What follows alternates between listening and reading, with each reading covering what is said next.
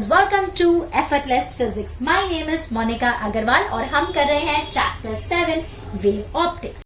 सो आज हम करने वाले हैं सुपरपोजिशन। सुपरपोजिशन क्या होता है? मतलब किसी जगह पे दो या दो से ज्यादा वेव्स एक साथ पहुंच गई तो क्या होगा? So there will be overlapping of the waves और उस ओवरलैपिंग की वजह से हमको यहाँ रिजल्टेंट वेव मिलेगी और उसको हम बोलते हैं सुपरपोजिशन। तो यहाँ दो या दो से ज्यादा वेव सुपर इम्पोज हो रही है, ओवरलैप हो रही है एक दूसरे के ऊपर and we are getting the resultant wave. अब यहाँ पे जो रिजल्टेंट वेव होती है वो हम दो टाइप्स में पढ़ेंगे। So first is constructive interference and second is destructive interference. तो देखो, सपोज यहाँ पे दो वेव्स हैं। ये हमारी पहली वेव है, इसका एम्पलीट्यूड है सपोज A1 और ये दूसरी वेव है, इसका एम्पलीट्यूड है A2। तो आप देख सकते हो यहाँ पे एक वेव का क्रेस्ट दूसरे वेव के क्रेस्ट के ऊपर फॉल हुआ, या तो आप बोल सकते हो trough falls on trough. So this amplitude is A2। Brown वाली का एम्पलीट्यूड A1 है और रेड वाली का एम्पलीट्यूड A2 है। तो जो रिजल्टेंट वेव हमारी होगी उसका एम्पलीट्यूड कैसा होगा? सो the resultant wave will be something like this और इसका जो एम्पलीट्यूड होगा वो होगा A1 प्लस A2।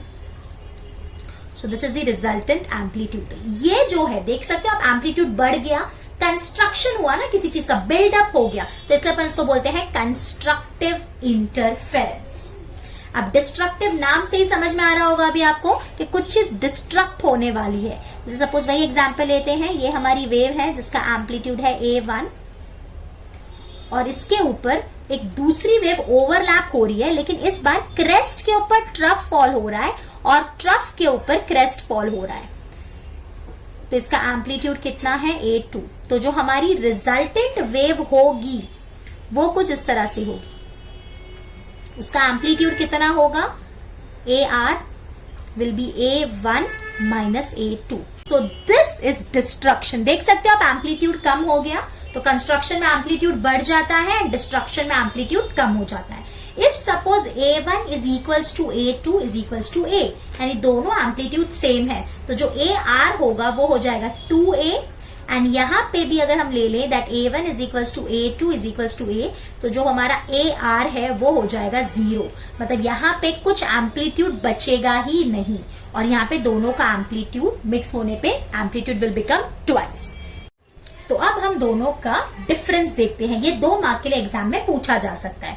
जो मैंने वहां एक्सप्लेन किया वो लिखा है, उसके अलावा थोड़ी बहुत चीजें और एड ऑन की है। So the resultant amplitude is equal, जो रिजल्टेंट एम्पलीट्यूड था वो क्या था? Sum of the two amplitude. So the resultant amplitude is equal to the sum of amplitude of individual waves, that is A1 plus A2।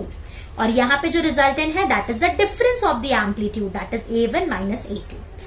Here this is the maximum amplitude of the resultant wave and this is the minimum amplitude। उसके बाद क्या conditions है? ये दोनों सबसे important है, आपको हमेशा याद रहनी चाहिए इंटरफेरेंस में। इसके ऊपर सम्स आते हैं और एमसीक्यू तो आता ही आता है। क्या कंडीशन है for constructive? The path difference between the two waves should be an even multiple of lambda by 2 या तो फिर it should be an integral multiple of n lambda. मतलब या तो n लैम्बडा होना चाहिए या तो 2n लैम्बडा बाई 2 होना चाहिए। और यहाँ पे बात करें तो it should be an odd multiple of lambda by 2। मैं एग्जांपल आपको बता देती हूँ यहाँ पे। जैसे सपोज मैंने आपको बोला 5 लैम्बडा बाई 2, तो ये लैम्बडा बाई 2 का ऑड मल्टीपल है 5 lambda by 2। So this will be destructive interference. अगर सपोज यही मैंने आपको बोल दिया 6 lambda by 2, so lambda by 2 का ये इवन मल्टीपल है, सो दिस इज कंस्ट्रक्टिव। अगर सपोज मैंने आपको बोला 7 लैम्बडा, अब बच्चे कंफ्यूज हो जाते हैं, 7 लैम्बडा, ये 7 लैम्बडा है, n लैम्बडा का फॉर्मेट है, n लैम्बडा, 7 लैम्बडा बाई 2 नहीं है, ये 7 लैम्बडा है, सो दिस इज कंस्ट्रक्टिव। तो कंस्ट्रक्टिव में या तो आप बोल सकते हो it should be an even multiple of lambda by 2 या तो इंटीग्रल मल्टीपल ऑफ लैम्बडा। यही चीज अगर मैं आपको 7 लैम्बडा बाई 2 बोलती तो ये डिस्ट्रक्टिव होता। इस पे आपको एमसीक्यू मिलेगा ही मिलेगा एग्जाम में, या कोई न्यूमेरिकल मिलेगा। ठीक है, तो बहुत अच्छे से करके जाना। दूसरा फेज डिफरेंस की बात करते हैं. पाथ डिफरेंस होता है, एक फेज डिफरेंस होता है. Path means we talk in terms of lambda and phase means we talk in terms of pi. So here it should be an even multiple of pi and this is an odd multiple of pi. ये simple है. जैसे अगर मैंने आपको 3 pi बोला, so 3 pi is odd ना, तो ये हो गया destructive. यही मैंने अगर आपको 8 pi बोला, so 8 is even, so ये हो गया constructive. तो this is simple. जो confusion यहाँ होता है वो मैंने आपको already clear कर दिया है, so don't repeat it again. Next, ये कब बनता है? जब क्रेस्ट के ऊपर फॉल होता है या ट्रफ के ऊपर फॉल होता है. और ये कब बनता है? जब एक क्रेस्ट दूसरे ट्रफ के ऊपर फॉल होता है. So when crest of one falls on the crest of other और trough of one falls on the trough of other, we get constructive.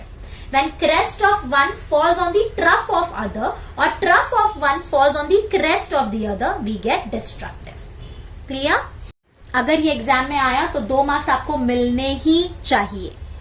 Okay, thank you.